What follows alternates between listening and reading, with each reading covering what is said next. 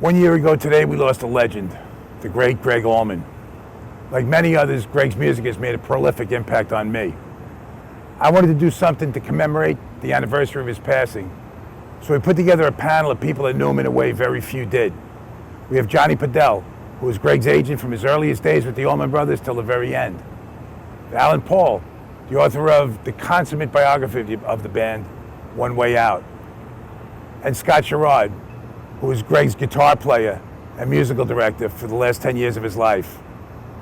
Here's a look into the very private life of a legend.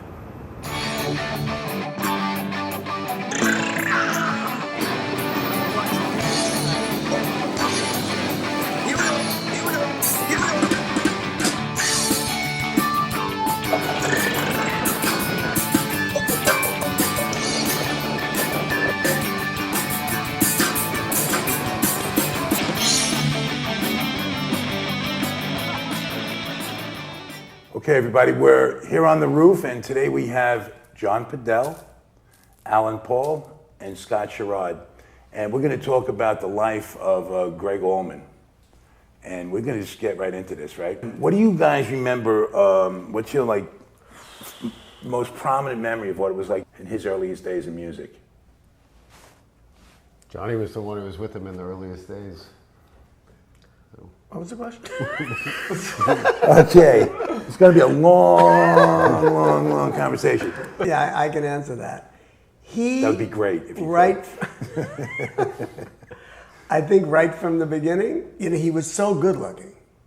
He wasn't goodly, he was beautiful, like 6'3", really built well, this blonde hair, who has that? And, from the beginning, the band was hyped by Bill Graham and by Rolling Stone magazine. And being the front man, all front men get the hype, but here was this beautiful front man. Put aside the music and the blues. So he had, as I remember, he had a little bit of the star thing even from the beginning. Subtle. Mm-hmm. Because as long as Duane was alive, it was Duane's band.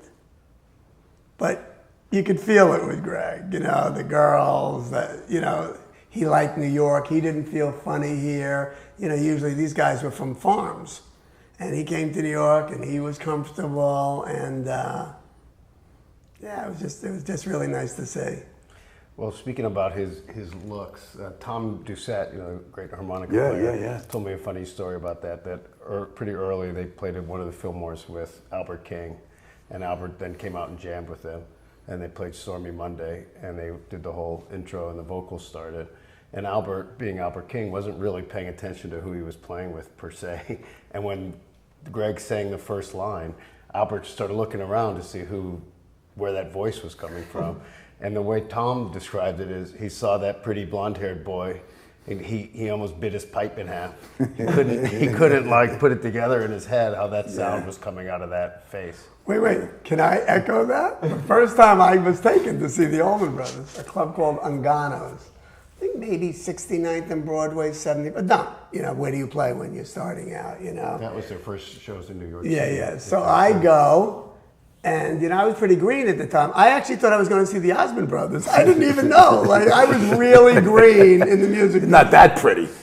No, I actually thought they meant the Osmond Brothers. I had never heard the Allman Brothers. And I go, and I guess like Albert King, I'm hearing this voice, and I keep looking at everybody on the stage. Because it wasn't possible that the blonde guy was singing. But from where I was sitting, it looked like his mouth was moving, but it was so to me, if Albert was like this, I was just like, I kept looking for who's singing. Yeah. I kept looking for who's singing. His voice, and forget even the phrasing and all the stuff that he developed over his years, that voice was like magic. You heard the pain, you felt the pain, you felt sorrow. He got to a place. How do you do that? Obviously we knew his father, died young, and so there was some stuff, but Duane's still here. There isn't all of that level of a loss yet, and he already had that kind of soul in him. Some people are just transcendent artists, but one thing that Gregg didn't like, he didn't like that people thought that was just his natural voice, that he opened up his mouth and it came out, because he really cared about singing. He studied singing and he worked at it just like anyone else, but not that everyone can work and sound like him. It's the combination of that natural, I guess, God-given genetic thing, and the fact that he really studied singers and worked and listened to a lot of different people.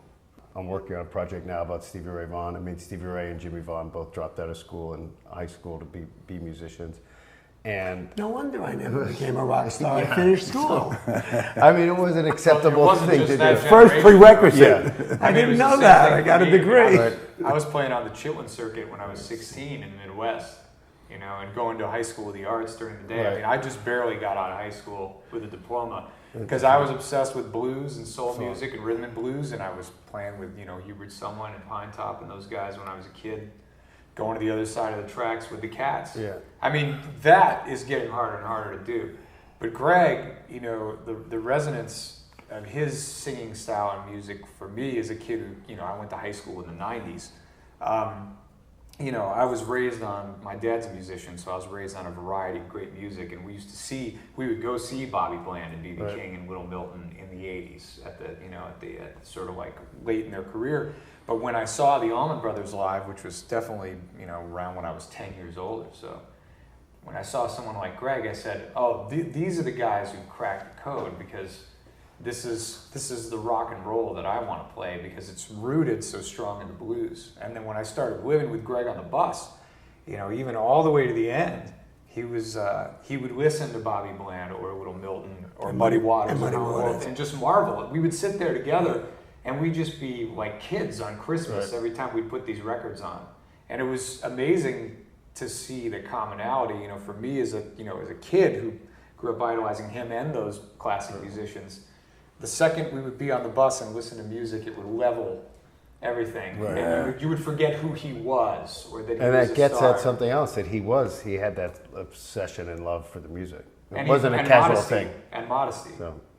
He never had an ego about being a singer at all. He looked at it as a craft.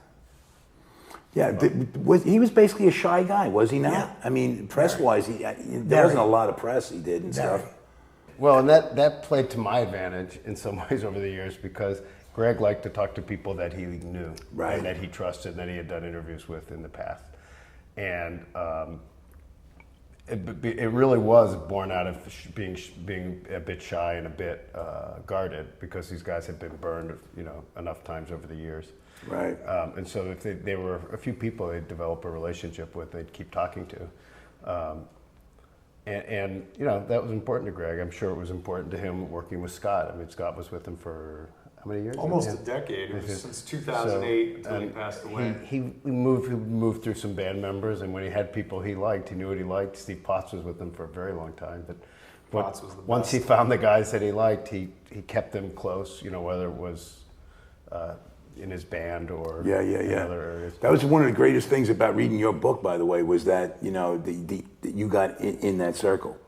You gave us the inside look at what a lot of people. There's a lot of stories, and who knows how true, and you don't know. But your book cleared up a lot. It was a great piece of work, by the way. There are certain things you never know, but anything I could know wasn't true, I didn't put in the book. Right. there were plenty of stories that were good stories, but they just didn't quite check out. There are enough of them also that you can't quite. And then of course there are the ones where they tell you the same people tell you different versions of the same story. And time changes those stories too. But I was around doing stories with the band for about 25 years. Not that I was intentionally writing a book that long, but it is, like as I said before, you almost had to put in that much time, decades and decades, and multiple interviews before people are comfortable enough to trust you and allow you to be backstage, allow you to meet the crew and be around the crew. And as musicians, though, I mean, when you think about the body of work that they did, let's keep this on Gregg, but as a band, what they did their first couple of albums, right, until live, the first two, and then live at the Fillmore, right, and I mean that is as solid as any artist I think could possibly do. Well, I think something that's often overlooked with Gregg is what a great songwriter he was. Unbelievable. And you know, he obviously became a lot less prolific. He wrote a lot less in later years, but when he did, he still was turning out great songs at a much slower pace, but he had built his career. Those first 3 or 4 albums, plus his first few solo albums, are filled with songs that are not just good songs, they're great songs. They're songs that stand up to anything in the rock and roll songbook. And that's what allowed the band, I mean, obviously they were a fantastic band, fantastic musicians, and you know, had all the chemistry and everything else, but if they didn't have these great songs to base it around, and of course Dickie Betts also emerged more and more as a great songwriter, but the bedrock of that band was Gregg's songwriting, which is just incredible. And he changed some of the versions. You know, Scott was on stage playing a totally different version of Whipping Post for a decade. And it held up to, I mean, the songs were so good, they could be changed, they could be altered, they were sometimes covered by other people, and well, they were he always said that great. was how the song was supposed to be played. Right. Did he tell that story to you in the book? About the rehearsal? The rehearsal where they brought in Whipping Post? He brought in Whipping Post, taught it to the band in 4/4 time. Of course, it's, you know, the version we all know and love has got the 12/8, the 6/8, and then the slow blues and the fast. You know, it's this amazing arrangement, you know, that defines the song. But when he brought the song in, it was just like a funky song in 4/4 time. It was just straight feel. And apparently they went out and had a smoke and took a break. And when he came back into the rehearsal studio, Barry Oakley was going data data data data data data data data data, and he goes, and man, it just went from there. And, you know, he was always so proud to play it in 4 because he felt like that, like got it back to where it was. But his brother, you know, was his world, man. That was we used to talk about Duane all the time, and he would bring it up all the time. And I remember when I first joined this band, within like 5 days of getting in the band on the road, I was in a gym with him in Annapolis, and we sat on 2 treadmills, and we were in there the whole morning, and he just talked to me about Duane that morning. And it was like that moment, right when I first started with the band, he made it known to me that when his brother passed away unexpectedly and tragically, that literally extinguished his inner flame. And it was really hard for him to grab back on to the creative motivation that came from Duane. And of course, we all know that Dickie stepped into that void with his creativity. You know, Johnny, you're the only one of all of us who knew Duane, and so who knew Duane and Gregg's relationship with each other. And so, you know, I just the other day found the last interview I did with Gregg was actually at the Beacon right before the last, or no, wasn't the last interview, a late interview I did with him. And one of the things we were talking about Duane, and he said, he's talking about what a powerful personality is, and he said, he could be a real pain in my ass though. And, you know, which is pretty well established. But I mean, tell us a little bit about how they related to each other. Could Gregg get in a word edgewise with Duane? You know what? I was still new. You have to remember, I started with them June '69. Duane died October '71. So I didn't, although I immediately, by the end of the first year, I had become one of them. They bought me a motorcycle, you know, from the initial lack of trust. You know, who's this skinny little Jew agent, white boy in New York, to like somehow I became one of them, which can come from doing the same drugs sometimes and the same girls, you become a fraternity. But whatever it was, I'll tell you why I don't know that much. Most people feel I'm a presence. Forget it. When Duane Allman would walk into the room, I could be in the middle of and I would stop. His presence was as powerful as was Bill Graham's. I actually was a little intimidated. And it's funny because whenever I tell that story, everybody's doing, no, he loved you. I'm just telling you at the time, I was intimidated by his presence when he walked into a room. The relationship, the only thing I would say, as long as Duane was alive, Duane had the word. And it's interesting because Gregg never really picked it up after him. Gregg never became the leader, which you would think, right? 2 brothers, one's a little more forceful, one dies, the other would pick up. Gregg never really wanted that role, I think, of leadership. So it was a void that could be filled by the other guys, you know, and for many years it was Dickie. So I didn't really know My relationship was with Gregg. I mean, Gregg I would have over to the house. We had become friendly right away. My wife, myself, and Gregg. Duane, I wasn't social friends with. It was just a professional relationship and hopefully mutual respect. So, what's your perspective on when Duane passed? Like the magnitude of the effect it had on Gregg as an artist and just as a brother? I'll give you a visual. Mm-hmm. So the funeral was, I guess, in Macon. And a lot of people were there. Obviously, the ones you would expect to be there, the family. But a lot of music business people were there. And Gregg was pretty subdued. And then they formed a big circle. I'd never seen anything. I didn't come from the church. So everybody joined hands. And these guys sang, "Will the Circle Be Unbroken?" And that included Jerry Wexler, Ahmet Ertegun, Atlantic Records, everybody, the business people, the friends, the music people. And I remember just Gregg fainting dead away. You know, he was big, and he just fell like a tree. So that visual is what I would say summed up the impact that Duane had. Yeah.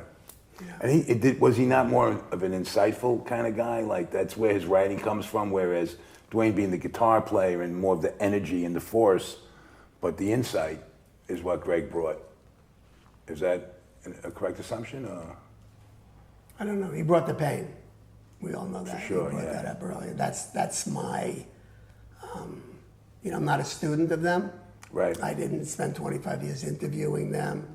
I had a long relationship. As a matter of fact, next month I realized, when you're about to do something like this, you start thinking about it in advance. So I put myself in a Gregg Allman frame of mind today.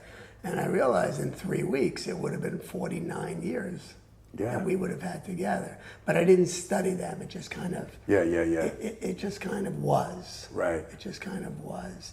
And so to me, Gregg brought the pain, and which showed through the voice. But I think and correct me if I'm wrong, but he was a little different than the other band members. And when he, after those albums, and he decided to do his own venture, and was laid back. I mean, what a piece of work that is, man. Is that not? I mean, I wore out a few of them. I wore out a few of them. I mean, and unbelievable stuff. But what about that? I want you to get into the story about what happened on that tour. You have a quite memorable story about that. Well, okay, so it started out, Gregg decides, rock star. He's gonna do his own thing, right? Yeah. I call that lovingly lead singeritis, but I say it with love and respect, It's just part, it's somehow, it's a flu that's attached to that microphone. You grab the mic, you got it. Yeah. And so he decides he's going to do his own thing, and he did. He made this, what I call a masterpiece. And I'm probably less of a musicologist than the three of you, but that was, for me, wow. And so the manager, Phil Walden, because they were still country boys, I'll never forget, said to me, "You got to dress them, will you? I want them dressed like city boys." So he sent me a check. I dressed everybody, and the decision was everybody would wear white, and there were... they had strings and everybody. So I had fun from that point of view, styling the band. So Bill Graham, of course, by then, because that was 74, we started in 69. So 5 years into their career, Bill Graham had been one of the reasons that they got there. I guess the talent would have gotten them there anyway, but it didn't hurt. Have the biggest voice in rock and roll, saying this is America's greatest band. Right. And so Bill Graham and I, who I think it was the day before. No, we were at the Park Lane Hotel. That was Bill's suite, and we're sitting there ingesting. And as what happens, you come up with these great ideas. Kind of ingesting that you eventually become some dude from? No, not exactly. Ingesting the way I think the Third Reich did when they said, Russia? Why not? If you ever ask yourself why music isn't good anymore, it's because these guys are running full time. By the way, that is the story. Good point. That's right. That is the story I heard about the Russian thing. They were all on pharmaceuticals, and they're sitting around going, Russia? Why not? We can handle that. So anyway, Bill and I get this idea. I say, Bill, this was hippies, Nixon, hard hats. Bill says, why don't we go down to the Fox Theater? Oh, it's sold out, obviously. Every day was sold out. He goes, why don't we go down to opening of the tour and we'll streak? Streak was the...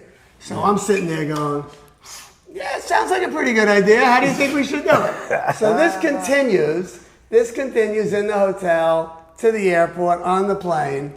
And, you know, Bill's really getting into it. Me too, except I had on the plane what I've learned in recovery. It's called the moment of clarity. And I went, naked in the middle of Georgia. Stealing the thunder from the rock star. Maybe that's such a good idea. So I said, Bill, when I get nervous, my voice goes up. I said, Bill, you know, I'm not really sure this is such a good idea. You know, he just started, goes, what are you talking about? We're going to do it. And Bill's into it. He goes, Bill's already planning what color gels are going to be lighting us. And I know from now on, I'm like, I got to get out of this. I got to get out of this. But you don't say no to Bill Graham. You know, I just wanted to escape. So we get to the place. Bill's in full production mode. We're going to be naked, me, him, and the promoter. And that's it. When they're going to say, ladies and gentlemen, Gregg Allman, it's going to be 3 naked Jews walking across the stage. So we go backstage, and all I want to find is a hole, a place to hide. So I go in the dressing room, and I keep opening doors, and I'd open a door, and let's say I'd see you, and I go, oh, never mind, I open the door, and I literally wanted to hide. I knew this was not a good idea. So finally, I open a door, and I see it's Gregg. I go, oh, never mind. And then he goes into what I call rock star voice. Hey, man, come on in here. What's going on? I can smell something. I said, no. I'm just looking for places. Party, I'll get in here. He says, what's going on? Then I go. Bill had this crazy idea to streak, separating myself from the idea. He goes, and you're going to pussy out? You, Johnny Purnell, BMF? He goes, I said, but naked?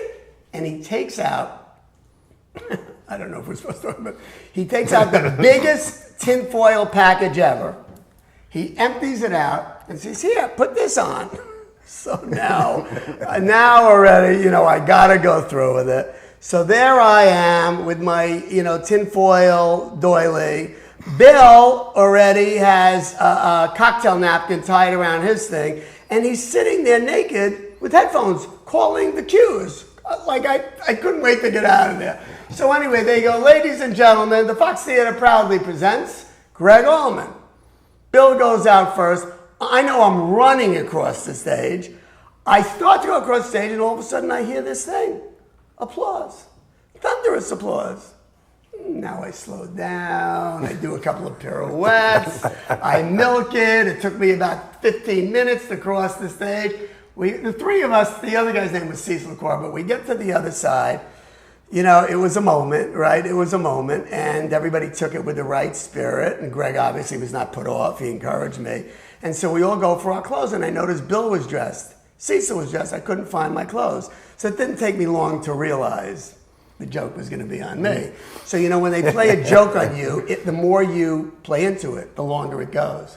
So what I did is I sat down on a drum kit trying to look cool with one hand here, so that's a little awkward, and another smoking a cigarette. I'm naked on the drum case backstage at the Atlanta Fox Theater. And all of a sudden I see 2 suits approach me. One was Phil Walden, the manager, and then he comes over and I'm going, oh, he goes, oh, Johnny Purnell, I'd like you to meet the next president of the United States, Governor Jimmy Carter. And I'll never forget, I got up like this and I went, oh, hi. And I said, oh, excuse me, hi, how are you? And this is the opening night of the tour. This is the opening night of the tour. Oh my God. And have you seen him since then? I saw him at Gregg's funeral. Did you remind him of the first time you guys met? Yeah, I did. I said, President Carter, I said, Johnny Purnell, I don't know if you'd remember me. And he goes, just like this. I didn't know if he'd get it. And he looks down and he goes, Well, I almost didn't recognize you with your clothes on. Wow. Let's talk about the album itself, though, for a minute, right? The Laid Back. What's your take on that album? You know, like. I think what did Johnny call it? A masterpiece. It's it came out in 1973. So it's 45 years old, roughly. And it sounds as fresh as that. And you could say the same about the early Allman Brothers album. Right. I mean, that's one of the tests. But Laid Back, I mean, it's one of my go-to. I listen to it all the time. Right. Laid Back amongst musicians too is really revered, and songwriters.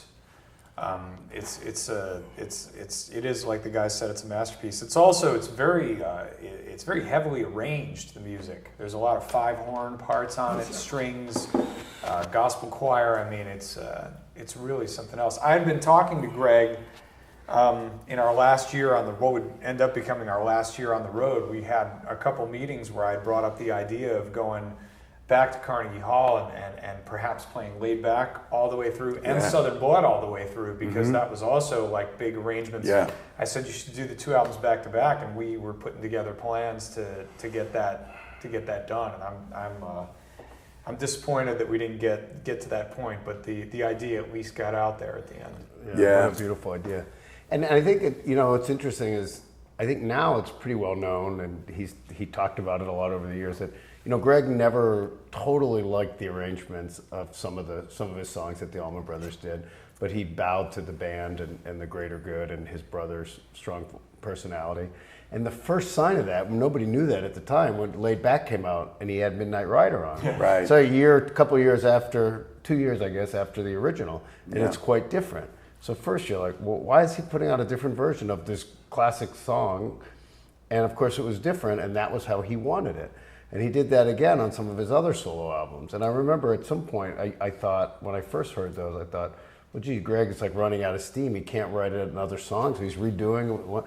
But it took me a little bit more maturity to realize, no, that's not it at all. I mean, heck, he could do a cover if that was the issue.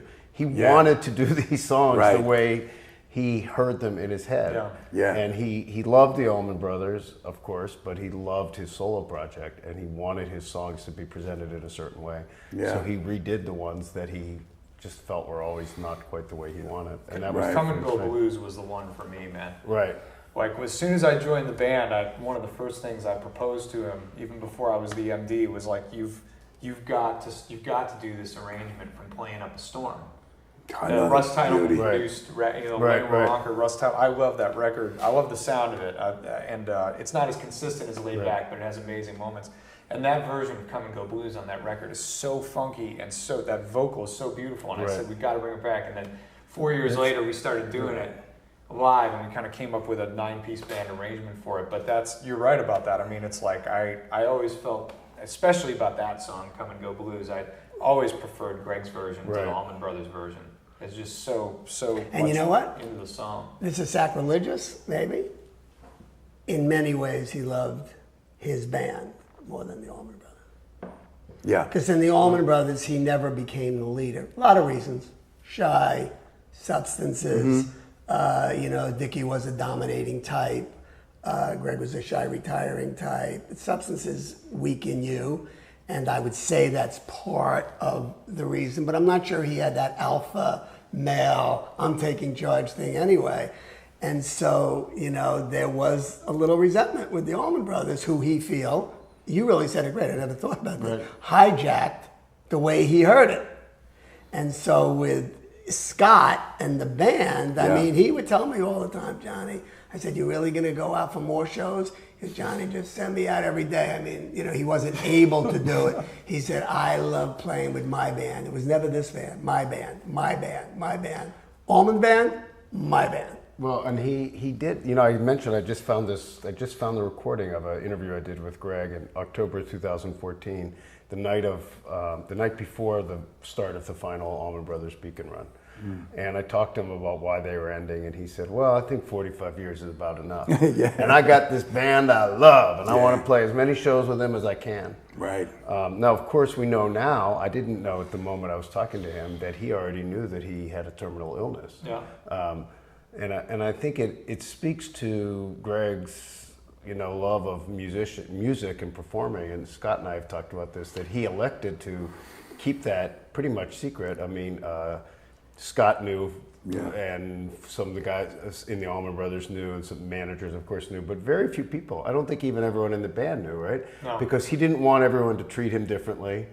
And he wanted to play as much as he could while he could, because he loved this band that he had with Scott. And well, right at the end, we got Brett Bass, who was the bass player I was trying to get in there for the whole time I was in. And then finally we got him in, and the last tour we did with Peter Frampton, oh man, those gigs he was just coming off the stage just on cloud nine. Because that was kind of like the final peak. He literally went off this planet with what he felt was like the perfect band. Like you said, he was tweaking members. It was almost like fate had planned it out for him to have the perfect band right at the end for what he wanted. You know, one thing I think that he did was he deliberately went out of his way to commend you guys, for this band that he had now, your ensemble with him. We had a really cool thing eventually that I kind of helped Gregg. I was there to be Gregg's sort of consigliere for what was in his mind creatively. And kind of what we came up with was we had Mark Quinones. Right. And I was talking to Gregg, and I was like, New York hustle, Memphis muscle. 3 great guys from Memphis: Steve Potts, Art Edmiston, Mark Franklin, and then the New York guys: Mark Quinones, Jay Collins, Pete Levin, and myself. Right. And it had we had the grease of the Memphis sound, but then we had the intensity and the type A spirit animal of New York in the band. And I think when those things came together on stage and in the hang on the bus, I mean, we were like a family, and Gregg encouraged that. He encouraged it.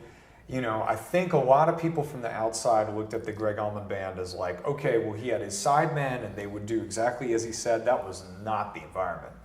And my role as the music director, it sounds so scholastic, but I mean, I was there to help Gregg with the creative endeavor to communicate to the musicians. I was like the go-between when things got tough. But when things were just moving along, Gregg was just hanging out, telling us what to do, and when things would get tough, that's when I would step in and be like, all right, let's see if we can, it's like being a producer. I looked at my role as like a producer, like I produce a lot of records, and to me it was like producing a record being in the band. Yeah. You have to know when to step out and when to step in. And Gregg also had a masterful sense, and this goes across the board with everything we've talked about today. He was so self-aware, and you see this with musicians who are very wise. He was so self-aware of what he could do well and what he didn't do well. Yeah. And to the point where it was seamless the way he would handle himself in a band situation. It's quite admirable and interesting to take part in, to watch his process. And I think what's also interesting, you mentioned earlier about the physicality of the singing or the phrasing and the artistry. Yeah. And in his last few years, when he had these physical problems, he didn't really have the same power. He didn't have the physicality in his singing. But that's when the fact that he had been such a student of music and of singing, and his phrasing expertise and his, self-awareness of how he wanted to sound came into play. And he sounds great on Southern Blood. And I'm sure that, Gregg, being a perfectionist, would have wanted to redo some of that stuff. Oh, he was mad. I'm sure. We tried to redo some. Yeah. I actually went down to Savannah because he wasn't able to get together with the team, and he flew me down, and we were trying to get those vocals. Right. But unfortunately, his illness actually ended up affecting his voice at the end. But he was trying to re-overdub those. But even though he was hearing the flaws in his mind or how he wanted it to be, you hear the vulnerability in some of the, and I think it makes it powerful. And his phrasing is so good. I mean, so great. It's so right on, man. And you can hear every time. because it's a reflection of where he was at that time, which is the whole goal of that album and the choice of the material and everything else. You mentioned about the New York side of him, and he was like adopted by New York. And I mean, I'm from New York, and it's a concrete jungle, and yet this Southern country, music was he won New York day one, the Fillmore East. They owned it, right? Yeah. And when you look back at his life, what would you say is one of the most defining parts of his legacy was the run at the Beacon. Right now, that was what, a 20, you put that together, did you not? I think it was actually the bookends. I think he would tell you that two of the highlights were Fillmore and the Beacon? Fillmore at the beginning, Beacon at the end. I mean, who gets to do that, man? You know what I mean? Well, Touch so many people so deeply for so long. Because of that you guys put together. I mean, at the time when you first started, I guess the first multiple shows were '89, and then in '92, I think, is when it started as an annual event. Nobody was really doing that, right? I mean, it's become a bit more of a thing, although I don't think anybody has reached the levels they did, which got up to 21 shows at one point.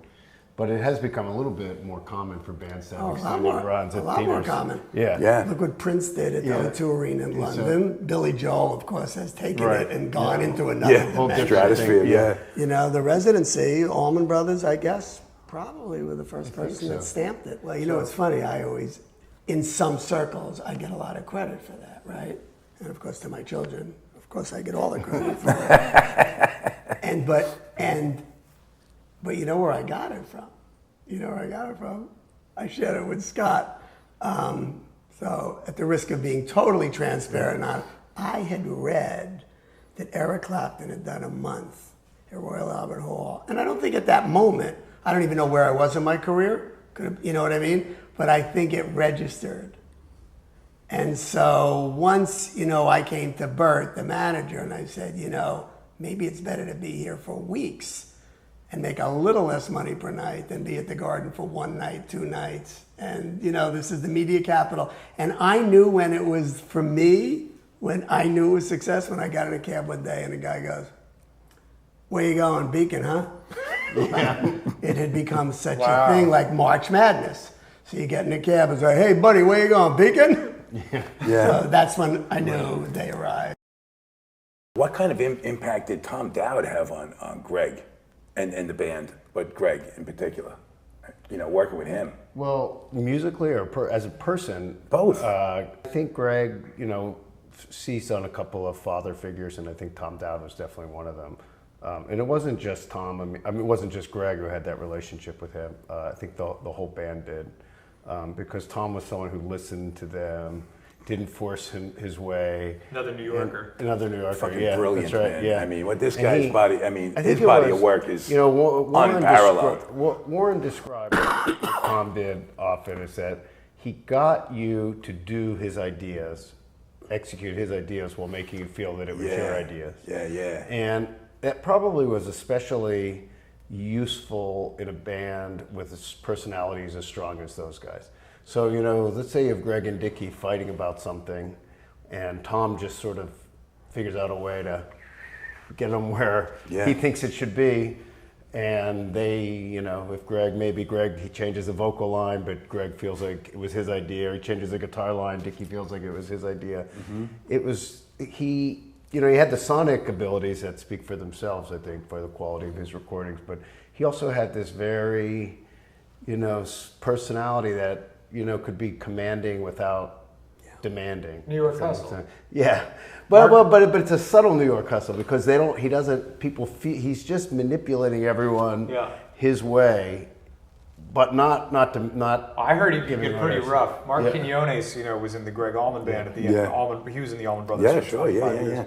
But Quinones used to tell some great stories about being in the studio with Tom Dowd because Mark became like Tom's sort of favorite in the band because Mark could sight read music, and when Tom found out he could write out parts for Mark with staff paper, he was thrilled. He was like, "Oh, they have a trained musician in the band." New so world. they kind of bonded. But he said, Mark Quinones always used to describe Tom and tell all these stories. And I remember one story he told me. He said that Dickie was really getting into it with him, and he said that the only time he saw Tom raise his voice on the session, and he just goes, "Richard, get in there and play!" Yeah, screamed at him. Everyone was like, "Oh my God!" He called him Richard. And I guess when he would call him Richard, that would mean he meant business. Well, so he can crack the whip too. And again, that shows like you have to have like a long established relationship to do that. Well, it's like your dad. Yeah, that's how I heard it. I heard Richard, clean up your room. Right. Okay, you could have the newest, hottest producer on the block, but he's not going to yell at Dickie Betts. Yeah, but Richard without and survive. But if you got Bill Graham, if you got Bill Graham working the road for you, and Tom Dowd in the studio, and you got the talent that these guys have, I mean, there's no way to go wrong. Well, it's not a mystery they were successful with these guys on their side. That's what it takes. I mean, it's art and commerce, man. They got to go together, or you don't know it exists. Right.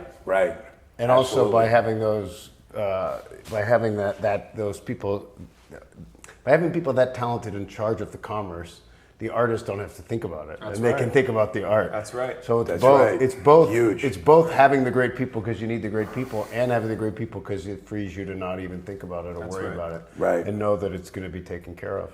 They broke up, and then Central Park was at 1980 when Dickie was playing Central Park, 79, and he brings Gregg out. And how did that go down?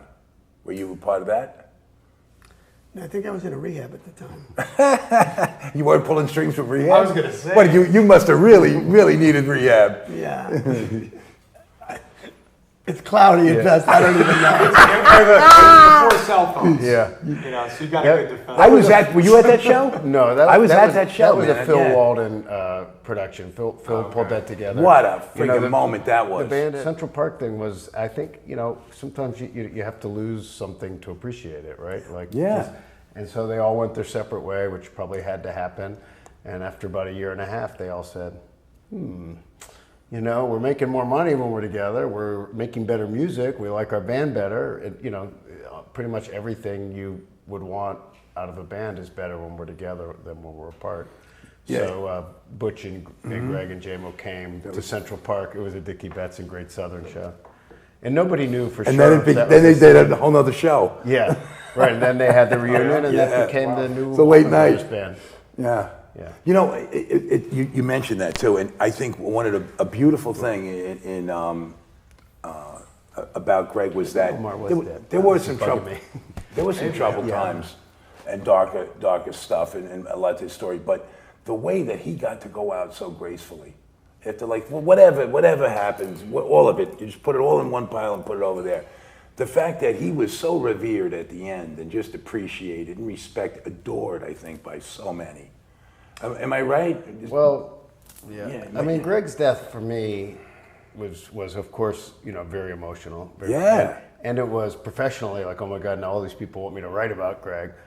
And I was so inside this world that I still was a little bit taken aback and blown away by the larger world's reaction to Gregg's death and how big of a deal it was, not just to the smaller group of Allman Brothers and Gregg Allman fanatics, and of course I knew what an impact they had made musically, but I don't think I fully appreciated it until that moment. I realized the way it was covered and treated by mainstream publications. Could that be a testament to the way they got knocked around? Like you almost took for granted they'd be back at some point to do it again. I mean, whatever might not be happening today, it's going to happen again, and you'd almost take it for granted. I mean, it's for me, it's hard to weigh in. I mean, I really my friendship with Gregg and musical collaboration with him really crept up on me.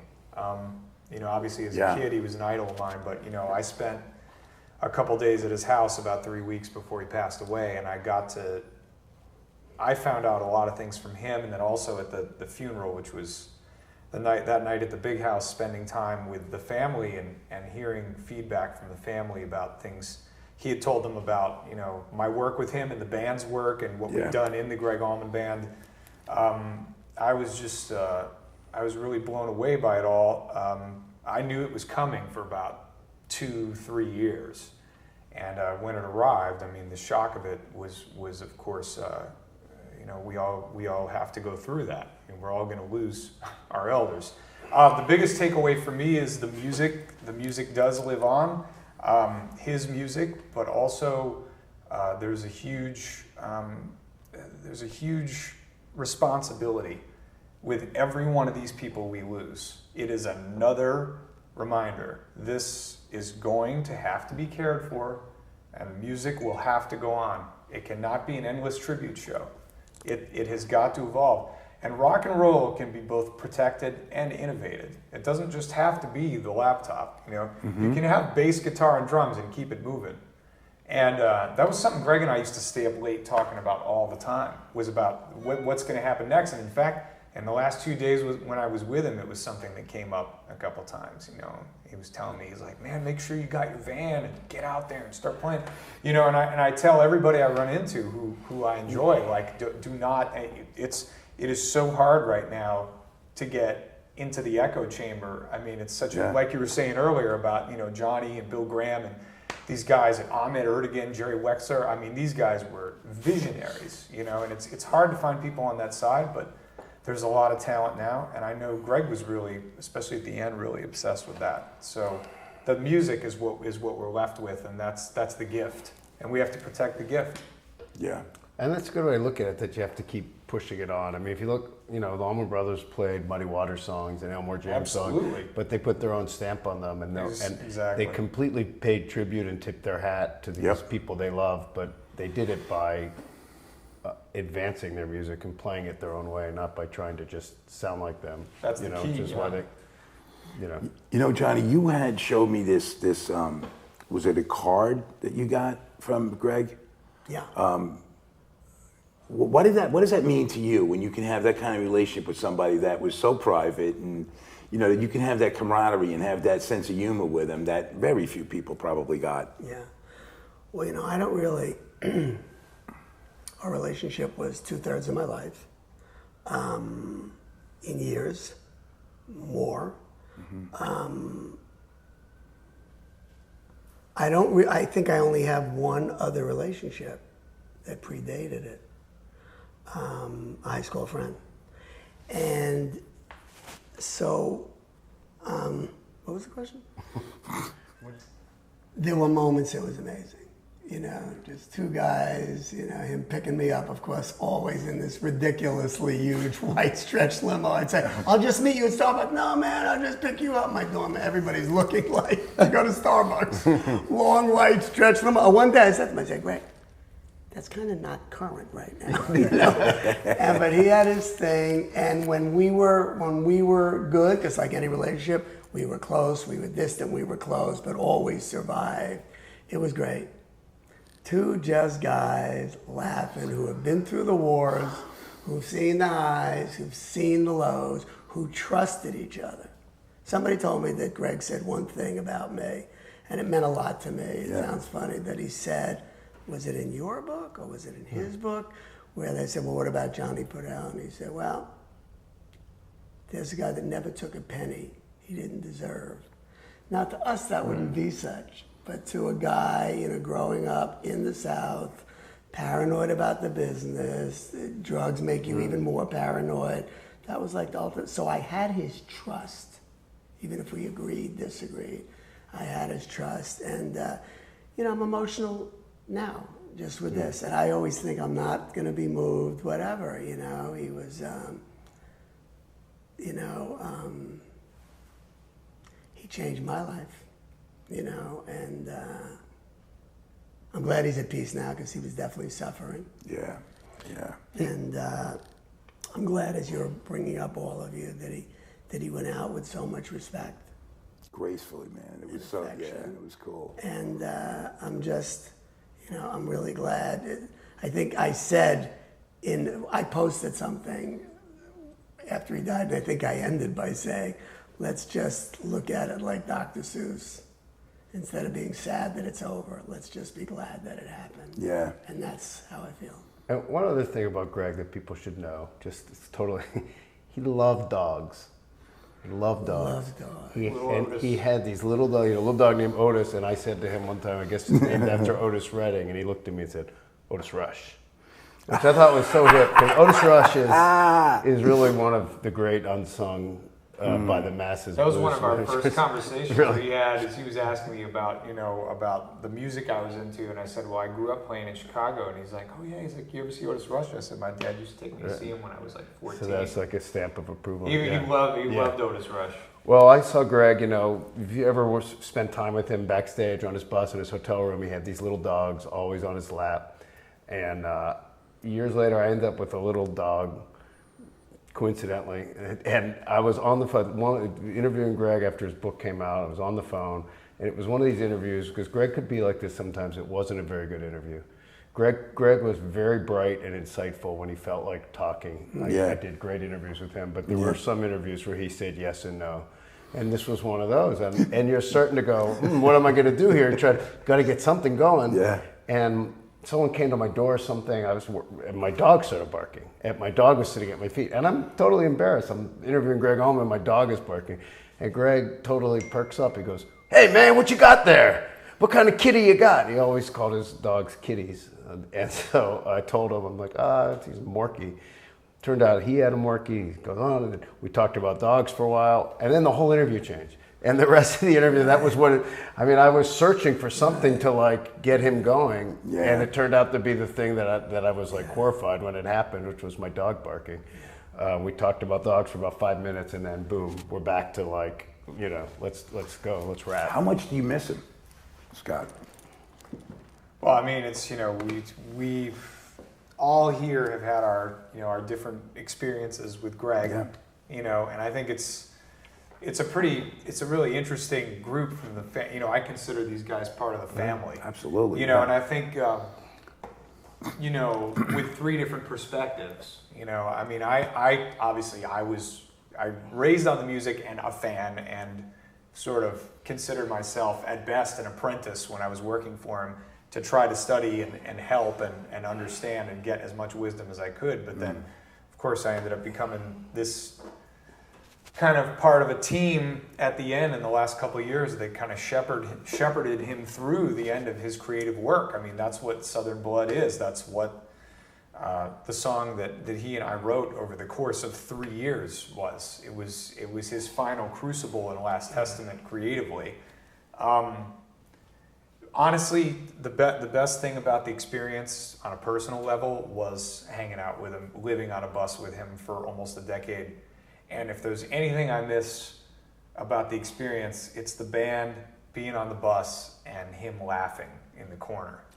And there were so many nights like that. We'd have the music cranked up and we'd all just be cracking each other up. I mean, he was so much fun to be with. And Scott, he had a laugh. Yeah. It was amazing. Right? He had a laugh. When he laughed, when he really let go, I loved it. I loved it. And I lived to get him to do that. Yeah. We'd all be, especially once Quinones was in the band. Yeah. Once we had Quinones and I up front, we'd start cutting up, and then he'd come out of the back just to be, what are these guys up to?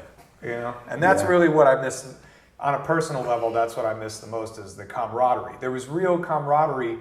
And he encouraged that in his band as a leader, and I give him a lot of credit for that, because a lot of stars, they just go in the back and that's it. Yeah. And he really loved being with us, and we felt that, and that was He loved being one of the guys. Yeah.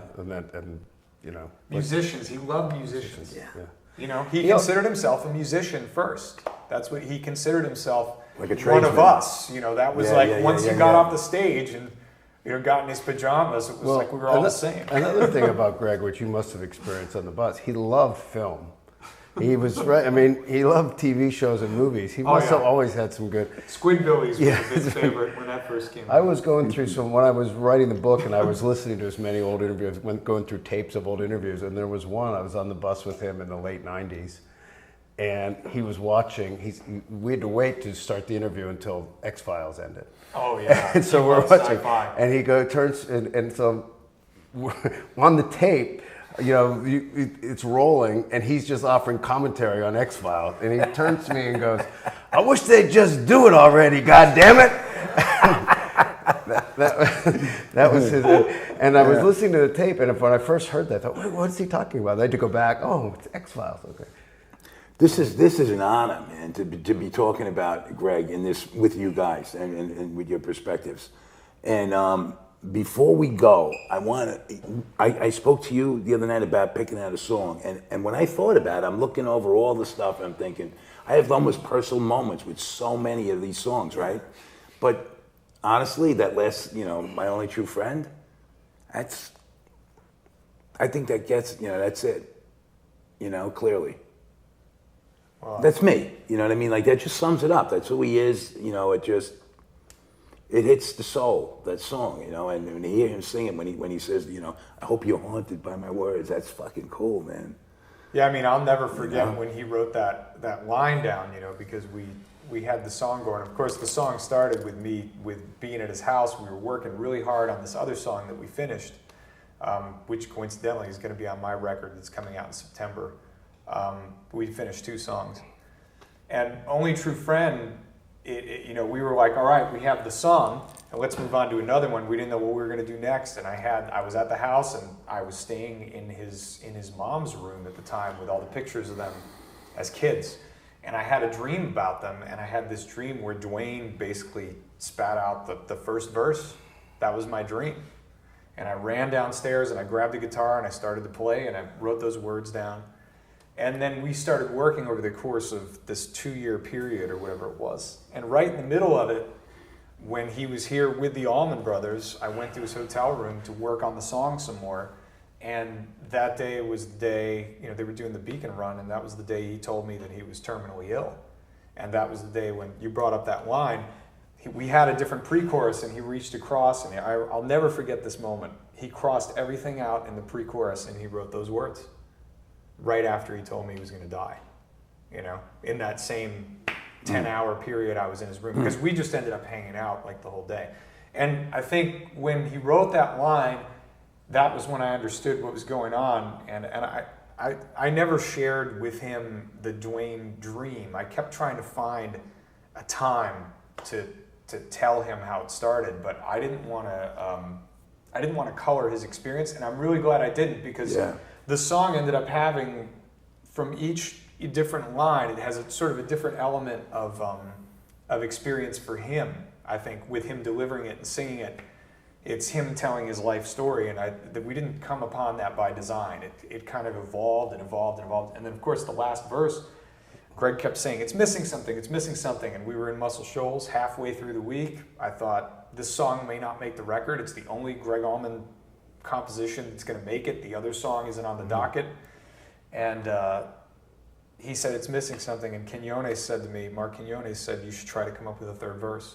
And then I wrote that third verse and gave it to him. And he was like, all right, let's cut it. And that vocal that's on the record is like the first time he ever sang the third verse. But by then we knew what the song was. Yeah.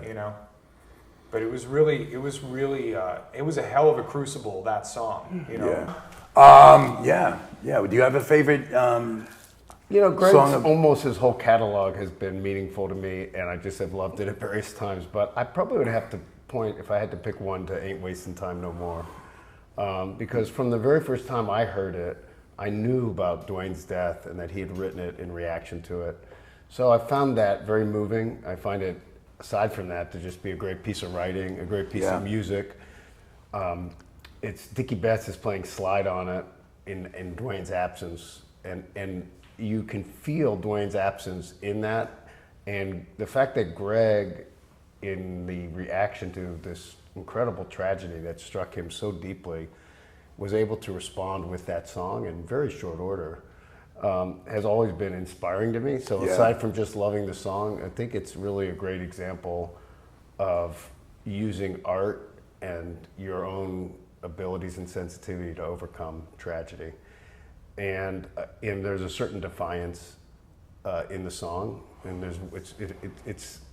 to me it's a complex piece of art. It has the sadness and the longing, and it also has the strength and the defiance and the statement that you're going to move forward. And just musically, I love it. So I probably would go with that if I had to pick one to listen to over and over and over. And Mr. Podell, do you have a favorite Gregg Allman composition? Yeah, mine are the obvious commercial one. When I hear da da da da da da, to me, it's never got old.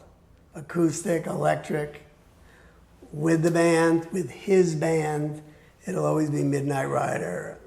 will always be special to me. Yeah. And my second choice, interestingly enough, is Melissa, because early on, maybe the second year we were together, he came up to me one day with a cassette and he said, "Hey man, I know you're not really into the blues, so here's something for you." And he gave me a cassette of Sweet Melissa. And I said to Scott the other day, could you imagine what that would be worth? You know what I mean? Yeah, yeah. So I would say, so that may be because of the personal relationship, Melissa. But Midnight Rider for me, when you hear those first chords, not differently from Whipping Post, the audience is so on it from the first note. So it's not only what it does to me, I've had the pleasure of sitting on stage watching the audience, the joy they get when they first hear that. And one of the interesting things about Gregg as a writer, In Wasting Time No More is a little different, but some of his songs, like Midnight Rider, of course, I think we all agree, is a great song on every level. It has like 20 words in it. I mean, he was such a minimalist. It's like a haiku. Dreams, there's so few words, and yet they're so powerful. And so the delivery, though, whether right? he set out to write in that minimalist way, or that's just what came out, or he was not verbose, I don't know exactly how it happened. I've never fully understood that, but there's an incredible power in a very few words. Searching for simplicity. Something Gregg used to say all the time was there's only one thing that man has ever made that's more powerful than the atomic bomb, and that's words. He used to say that a lot. Used to hear him tell young musicians that a lot. But I'm going to go with Johnny's Melissa. Yeah? Yeah, that was one of the first songs I learned to play on the guitar, and it has the second and third chord of the song were described to me as the Melissa chord. Right. When I was a little it's like kid. you got the Hendrix chord, you got the Hendrix Melissa chord, chord. the sharp 9, and that sus chord is Yeah. it. And I told Gregg one time, around when I first joined the band, I said, you know, you have the honor in the music community of having a chord that's named after one of your songs, like Hendrix. And he was like, really? And he goes, what is it? I said, it's the Melissa chord. It's this one. He goes, yeah, I don't know what that chord's called. I said, it doesn't matter, obviously. Yeah, right. Now we know what it's called. Melissa chord to you too. Yeah. You know what I like? Across the Bear. That was like always just right to the freaking heart, you know? It's almost like a Ray Charles song or something. Yeah, yeah, and that was from the earliest days. And Just Ain't Easy, even though it's kind of might be cheesy or something, that was just used to simple. Really, it just ain't fucking easy, man. You know, and he the way he conveys simple words, really, you know, I don't know, man. They just resonate deeper. You know, that was one of the many gifts he had. But anyway, so I don't want to hold you guys up. I know you have an album coming up. Yeah, in September, my record is finally coming out. Good, yeah, great. We finished it in December of 2016. Saving Grace? Yeah. Right, and you got any touring plans? Oh yeah, we're going worldwide. Are you going out? When are you heading out? France and Japan, starting in July. And Good then, for you. August through the fall is all over the States.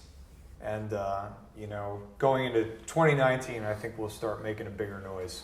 Yeah. We're gearing up. We got a hell of a band. Yeah, you do, man. You guys, you kill it. We got transportation. You got the van. We got the van. Yeah, Mavis Red Dog Staples. Nice, nice. And one of the greatest honors of my life was the first gig we had with our own touring van was Macon, Georgia at the Hargrave Capitol. And the first person to take a piece of gear, totally coincidentally, out of the back of this van was Chank Middleton. Wow. Gregg's best friend. Yeah, lifelong friend, right? I swear, when I saw Chank grab that road case, I almost started crying. Yeah, that's the official break of the That's bottle a of moment, champagne on man. all of us. Yeah. That is a moment. Totally coincidental, too. Wow, that's cool. Yeah.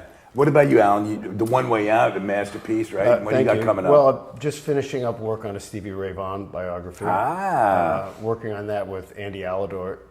You don't mess guitar around. No player. lightweights.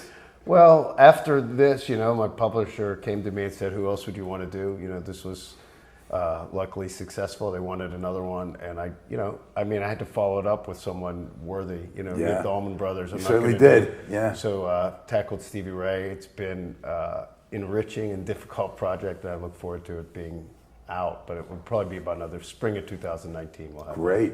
You got any teaser stories for us, man? Oh my goodness, there's so many. There's so many. Stevie Ray's a fascinating guy, and there's a lot of parallels to Gregg that are interesting. I mean, Jimmy was his first big influence. He's a couple years older than Stevie. A little bit more separation between Gregg and Duane, but their relationship was very similar. Jimmy was a domineering guy who, you know, he followed him into music and did what he told him to do, basically. And, you know, his story is also really inspiring. I mean, he was obviously just an incredible talent who suffered incredible drug and alcohol problems, almost died, saved himself, came back, had this incredible period of clean living and great music, and then died in this stupid helicopter crash. And, you know, he died at Alpine Valley. The Allman Brothers had played there a week before and turned down the helicopters. Gregg and Dickie both hated helicopters, going back to Watkins Glen, and refused to ride in helicopters. And all the musicians know about those helicopters at Watkins Glen. And several people I interviewed, Joe Perry and Brad Whitford from Aerosmith, Huey Lewis, you know, from Huey Lewis in the News, of course, all said as soon as they heard it, they all thought, that fucking helicopter. Because every musician on the road had had that experience of flying on those helicopters and being very uneasy. So, you know, that part of it is tragic, but we're trying to bring out really, his overall story, I think, is actually pretty inspiring. Yeah. Well, we're really looking forward to hearing that. That's Thank great. you. Yeah. And what about the master innovator, Mr. Podell? What do you got going on? Well, a music festival, a music and yoga festival for women's empowerment. 3 days, 70,000 women. Men can't come, but it's really The 70,000 women might get them there. Yeah, they might do it. It's for women's empowerment, the biggest names in music, in yoga. 10,000 women doing yoga every morning at 6 a.m., 7 a.m., and then it transitioned from 1 to 3, the most empowered women's voices, and then music, and you could guess the obvious candidates at night. Because the issue really isn't, when I examined it and I marched with the women, and I realized later on it's not about women's rights any more than it's about gay rights or civil rights. It's about human rights. And so I was very active in the LGBT community, and somehow when I marched with the women the day after the inauguration, I was just really moved. And I want to give them their voice. We've had the voice for a very long time. So details will be forthcoming soon. Right. And anybody can find out about this from the Podell Agency? No. No, I'm talking Of course not. Of course not. Why would we go there? Okay, so we'll just wait to hear from you. Maybe you'll come back to the roof and give us an exclusive. I'd love to. All right. Well, guys, listen, this is an absolute honor, man. I mean, to be able to, talk about somebody as